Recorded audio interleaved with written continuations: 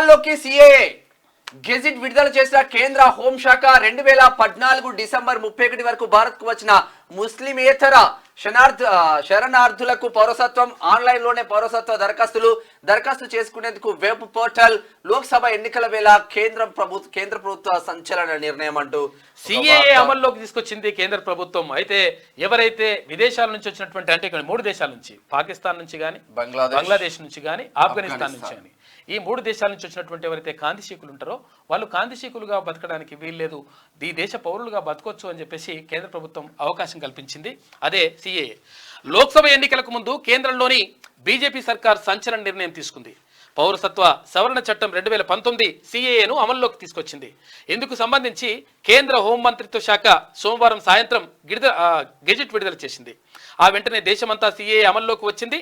మతపరమైన హింస కారణంగా 2014 డిసెంబర్ 31 కంటే ముందు బంగ్లాదేశ్, పాకిస్తాన్, ఆఫ్ఘనిస్తాన్ నుంచి భారత్కు వచ్చిన ముస్లిమేతర శరణార్థులకు పౌరసత్వం ఇచ్చేందుకు లైన్ క్లియర్ అయింది. వీరికి పౌరసత్వం కల్పించేలా 2019 డిసెంబర్లో ప్రతిపక్షాల తీవ్ర నిరసన మధ్య మోడీ సర్కార్ పార్లమెంట్లో ఈ బిల్లును ప్రవేశపెట్టగా ఆమోదం పొందింది. దీనికి రాష్ట్రపతి కూడా సమ్మతి తెలిపారు. అయితే సిఏఏను వ్యతిరేకిస్తూ అప్పట్లో దేశవ్యాప్తంగా ఘర్షణలు చెలరేగాయి.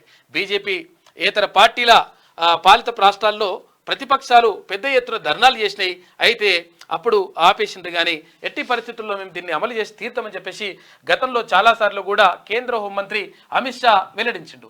ఈ నేపథ్యంలోనే 100% ఎవరైతే అక్కడి నుంచి 3 దేశాల నుంచి వచ్చినటువంటి కాంతిశీకులు ముస్లిమేతర కాంతిశీకులు మాత్రమే.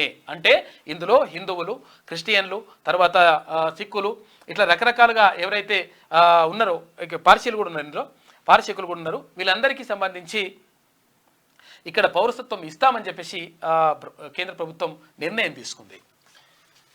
ఇది ఇట్లా ఉంటే ఇక్కడ వారణాసిలో ఇక్కడ బాణసంచ కాలుస్తా ఉంటే తిరువనంతపురం ఇక్కడ కేరళలో నిరసనలు వ్యక్తం అవుతా ఉన్నాయి.